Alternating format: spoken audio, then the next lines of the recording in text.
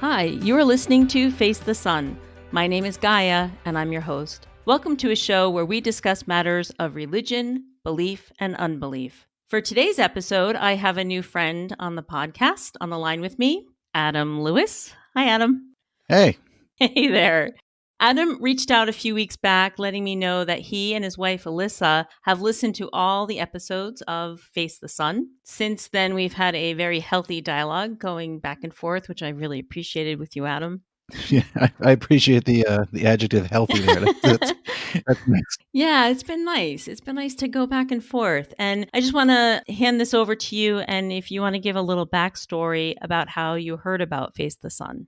Sure. I would say the short story would be that I am a member of Wethersfield Evangelical Free Church, and you had done the episode when you were doing the 52 and 52 project on our church. You'd come and spent the day there, and I found out, and my wife and I are really interested in knowing what people think of both the church in general and our church specifically. The fact that you had come and not only rendered an opinion and made some observations, but published them was like gold for us. So we went and checked out your podcast, and we made sure to, listen to the first episodes before the episode on our church, just to kind of get a feel for who you were, what the project was. And I mean, we were hooked. It was great just to hear, even as religious people, to hear about other churches and other places of worship and gathering. So we've been listening since. Oh, I really appreciate that. One of the things I appreciated, the first place I went to, I didn't name it. And then I did name, because you never know if it's an off week for them or whatever's going on. But for the next place, which was Wethersfield, one of the comments I made was about how hospitable everybody was, that when you go downstairs, there's all the coffee and et cetera. And it sounds like that was a thing that's been taking off at your place. Yeah. So it's relatively new. It started this past fall, and it's just kind of been this way of trying to get people to gather together, or essentially to give people a space to gather together after church, between church services, just to hang out, just to have a space to talk, eat, chat, gather, be together. And it's been going really well. I mean, right up until now, It's been going really well. And that's been great. I think what started the conversation about finding out about your podcast was there's a small group of families that I'm part of, and we were kind of hosting the event, and we were talking about how it was nice to have it. It's nice to have the food, nice to have the space. And someone, one of the people in our group had mentioned this woman came through and who was doing a podcast and, checking it out and loved that the food is free. And I thought, are there places where it's not? What do you mean? Like, is that not a normal thing? Yeah. Yeah. So that was kind of, so I have, my history is being involved in some churches before I had left, but I would definitely see at least coffee. So it was strange to me to go to a place that they were selling. It was like a storefront, and everything they're selling, the coffee, the tea, pretzels, everything was being sold. And I had already kind of tapped out, but when I went to go leave, I just looked over and I thought, oh gosh, I can't even stay. Just grab a cup of coffee and just see if I could linger a little bit. And I just thought, just get me out. When I was there, the week that I was there, was that when you were hosting?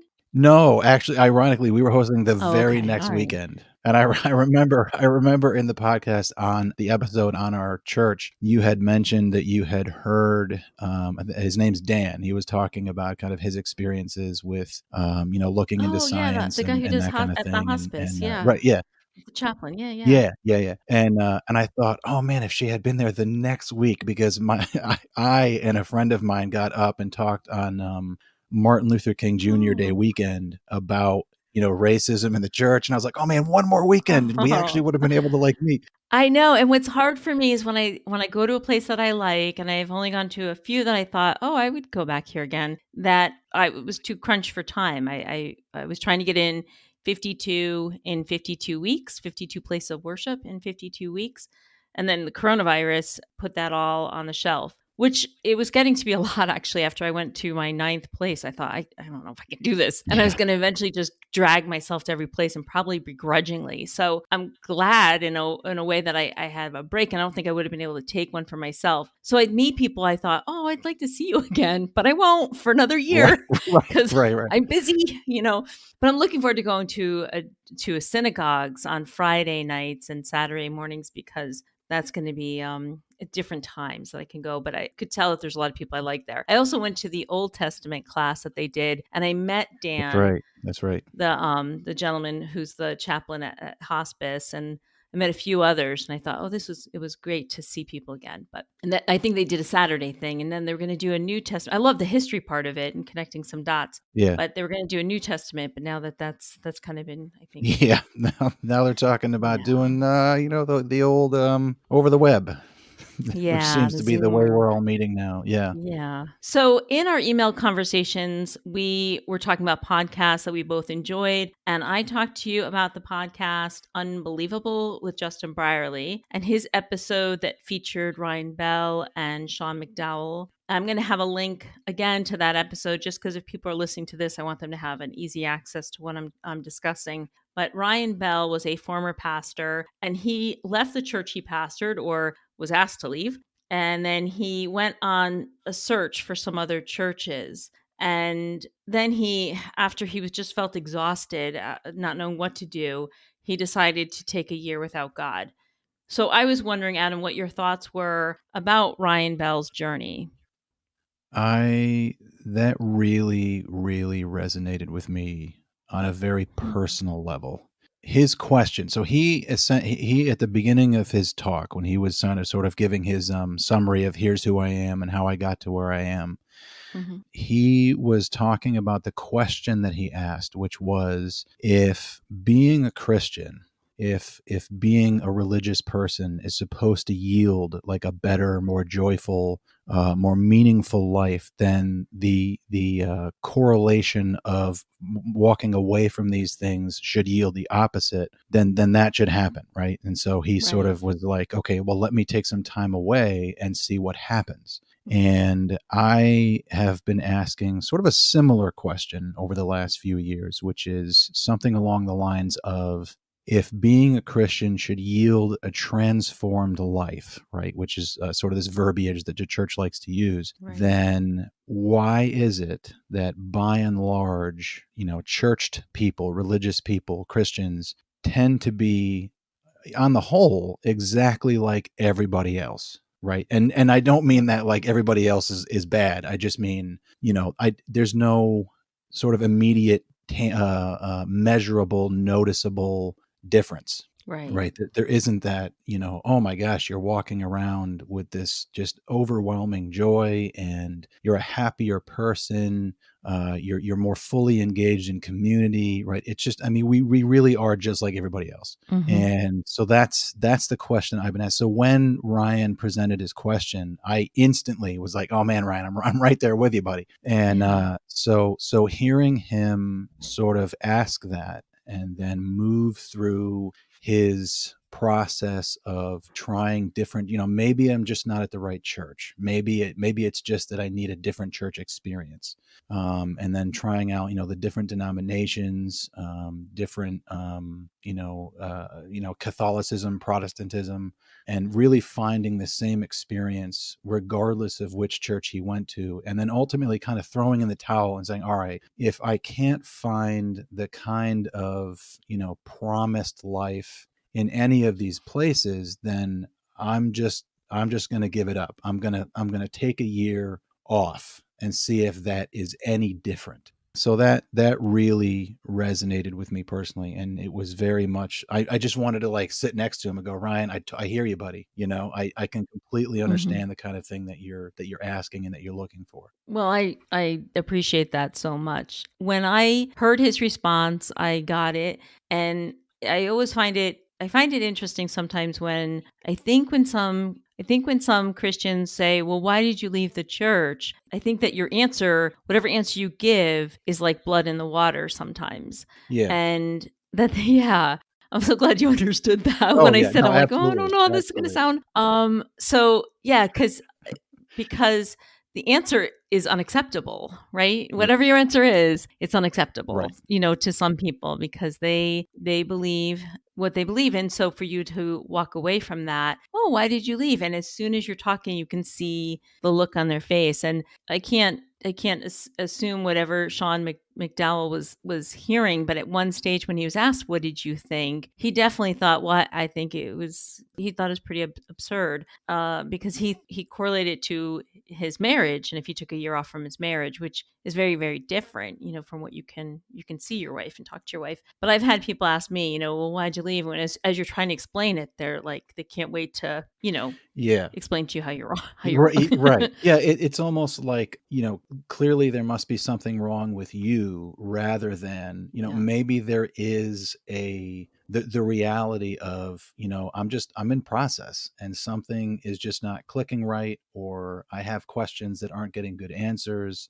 And, viewing whoever it is leaving the church as a genuine human being who, is not an idiot and is really spending time Hmm. trying to process and find, that which is worthy, just like everybody else is, just is not finding it here.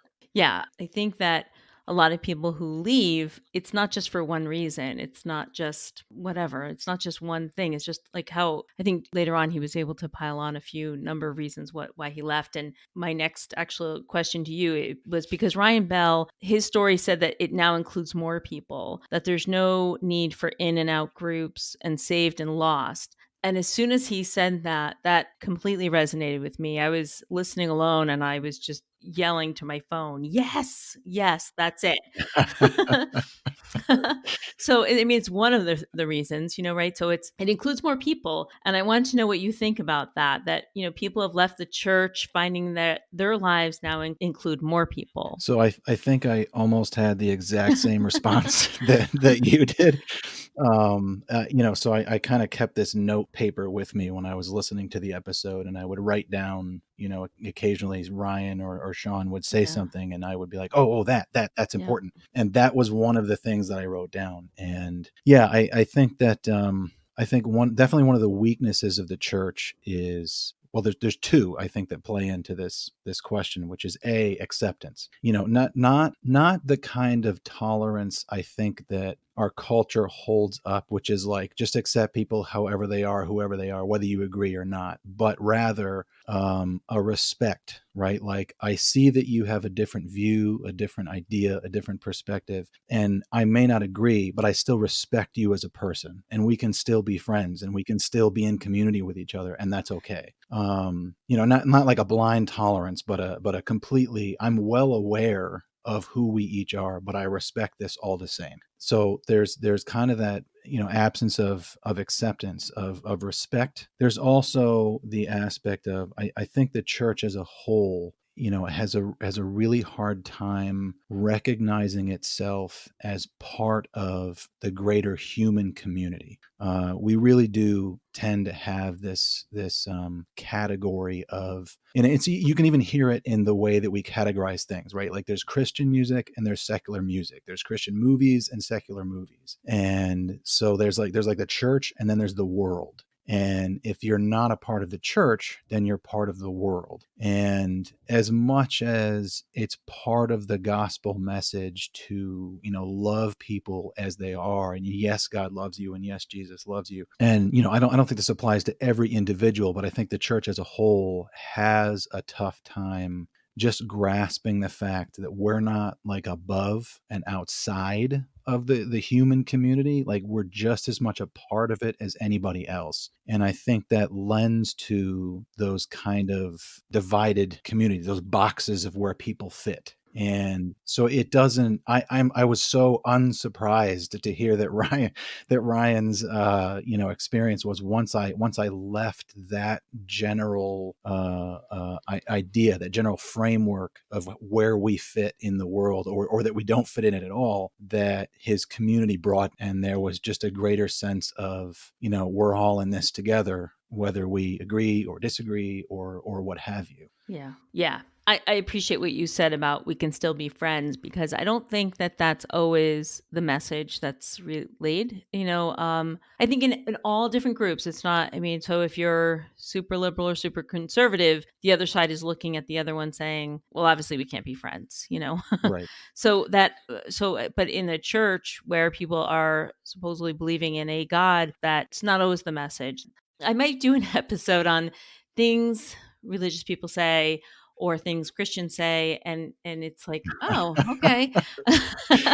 So Churchisms. yeah, Yeah. Right. churchisms, Right. I guess. Yeah. Is that what you call them? Do Right. people call them that? Yeah, Churchisms? I don't know. I just Okay. kind of thought of the I word like right. But yeah, that. I yeah. like it. I think I might be the title of it. so so the phrase that we've all heard many, many times is love the sinner, hate the sin, which is like really an odd thing to say. And it only seems to get said for certain, quote unquote sins. And that's another, word that I'm not a big fan of. But when people say that, I think usually they're talking about, and you use the word tolerance too, which I kind of highlighted from what you were talking about. So when people say that, they're not usually talking when they say love the sinner, not the sin, or tolerance. The sin or the tolerance part doesn't usually have to do with people who are things that the Bible would talk about as well. So that if the Bible talks about being overweight, being a glutton, or imbibing too much on alcohol, being a drunk, that you don't usually hear anybody commenting on that necessarily, and being tolerant Sure. for overweight people. Yeah. Yeah. But you definitely hear Or about it. even like, Yeah, go ahead, please. I'm sorry. Go.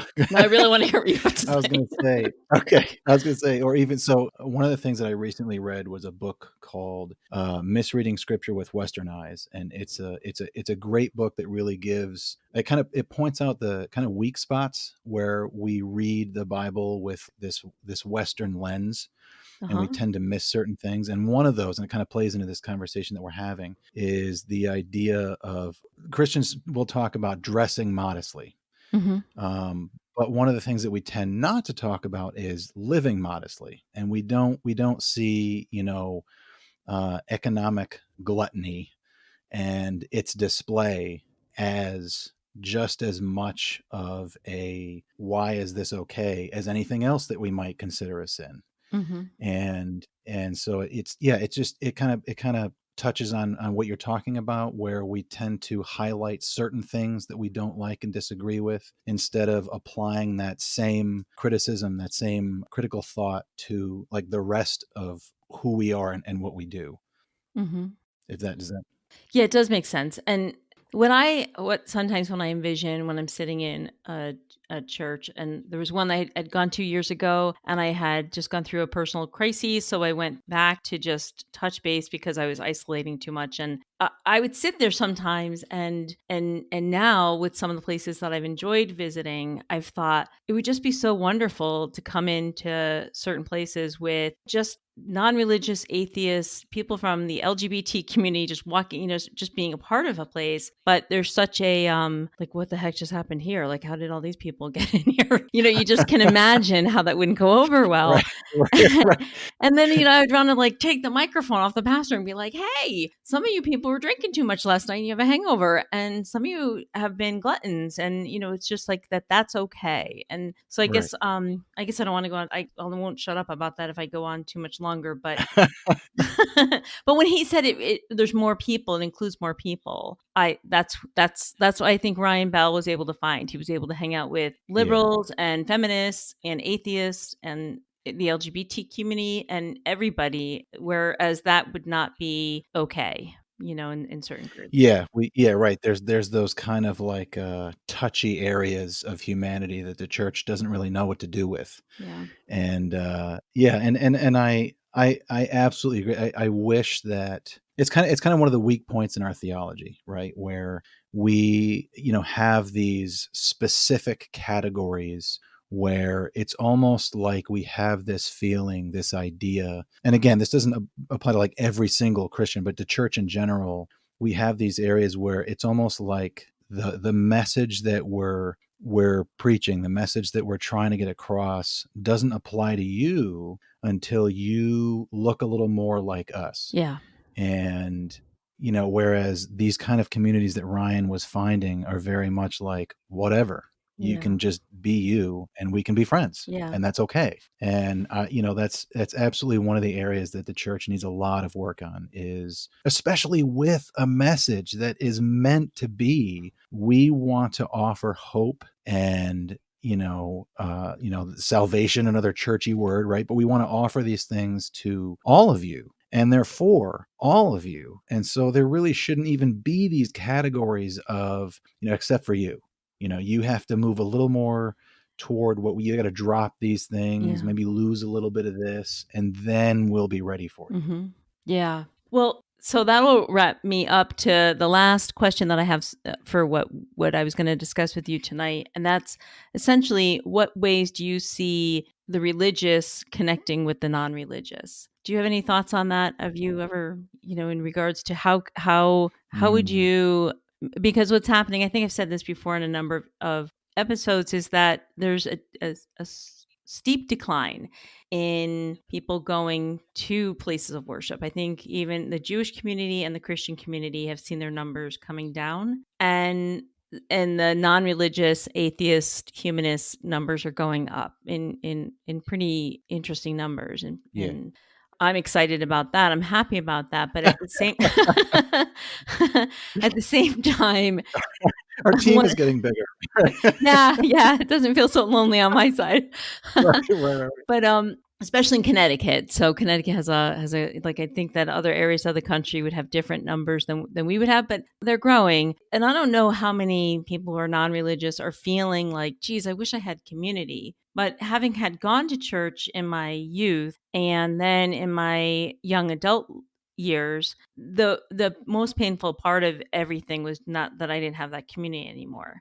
I have a few thoughts about how to marry the two groups together, but I was wondering if you ever have thought of that, and if friends and neighbors or people have left church and you're thinking, how do we pull this together? Yeah, I I have been thinking about this a lot, Oh, actually. wow. Oh, good. Yeah, one of my big goals over the last several years has been to really just open myself up to hear the perspective and wisdom and understanding of people who are different than me. It started with hearing Native American and First Nations voices when I started studying ecology, and what did this land look like before we got here? Hmm. And it moved into matters of race and wanting to hear from the Black community, and from their perspective. And it's really shifted my perspective and allowed me to, recognize there's so many other views than my own, and there are so many other ways of looking at the world that aren't wrong. They're different than mine, and even from a Christian perspective, they may not contain the hallmarks that we might look for in someone that we would call a Christian, but they're no less valid. So, I think one of the big, and I'm open for suggestions on how to do this, but one of the big changes in the church is that we really need to very deeply re-examine our theology and its roots and its cultural influence over the years, even stretching back into like colonialism and imperialism. And I'm not sure if I'm going a little a little deeper than you were expecting as an answer for this question. No, that's good. Um, okay, but there's so much that over the centuries has been sort of grafted into the church's theology. A lot of it we don't recognize, and I didn't recognize until I started listening to these other perspectives. And I think one of the biggest moves for the church is really just to stop being the one talking for a Mm. minute Mm. and be the one to really just listen, and not, and listen not in a way that immediately categorizes people in the way that we were talking about before, but that just listens to people as people, Yeah. not sinners, not Christians, not LGBT or heterosexual, but just people, Right. with no less of an interest in wanting to know truth and be known themselves than anybody else. And I don't know, I don't know how we're going to do that, but I think that's one of the biggest, both in importance and size wise, steps that I think the church needs to take. Yeah. That was a good answer. I like that. I was like, oh man, I'm not sure how far into this hole I want to go. Like how deep into this subject I want to get. That's about as surface as I can get without going like really into it. Yeah, I like that. One of our conversations that we had, actually, the one conversation we had over the phone, I said, I don't know how to do this, but I know that there are minds bigger than mine who can climb on and think about it, who are already climbing on board and thinking about it throughout this country and around the world. I think that Justin Brierley's podcast, Unbelievable question mark unbelievable question mark, that he I never know whether to ask it or say it. Right? Yeah, right. That's right. So I think he had this there's this Christian radio program, Premier Radio, I think it's called, and he did this radio segment where he would talk to an atheist or have an atheist and a Christian on. They would talk to each other, and this was a good, I think it was 6-7 years ago. And all the Christians who listened to the Christian radio were upset, not all, but there's a number who are upset and voicing, why are you doing that? Why are you bringing in people who are atheists? And that thing shot right through the moon, right to the Yeah. moon. And now the podcast and everything, now they have these huge international, episodes going on, and it's just really gone somewhere. So I know that there are people who are thinking, and I think I just want to be a part of churning that up and figuring it out. I'm excited to think about how we can bring people together. Yeah, it really is a great venue to be able to bring two people of opposing, and not even like Christian atheists, but just any two people with opposing viewpoints, and allow them the space to just, let's just talk and how did you get to where you are, and why do you think the way you think, and not so I can argue you the other way, but just so I can listen, just so I can understand, who you are.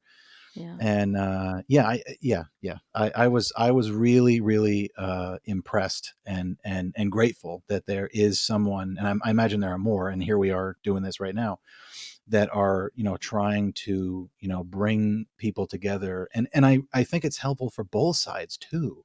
Yeah. Not just like, okay, let's get the Christians to open up, but even like on the non-Christian, on the non-religious side, to be able to say, we want we want to be able to have this conversation and really engage without what was the phrase you used earlier? Blood in the water, whatever. Oh yeah.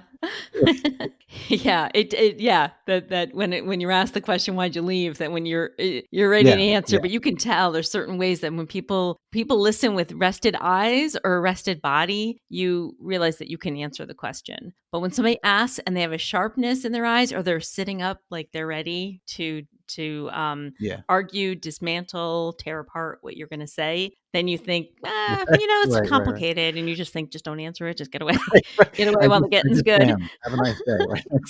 Yeah, do it. yeah, yeah. So listen, Adam, I am just so grateful that we connected. I'm so grateful that you reached out to me. I'm so glad that you emailed, and I hope that anybody who listens who wants to ping with an email appreciated it. So I'm so thankful that you reached out, and thankful that somebody mentioned it to you. I'm just really glad that you're on this episode today. Same. It's been really enjoyable just getting to know each other.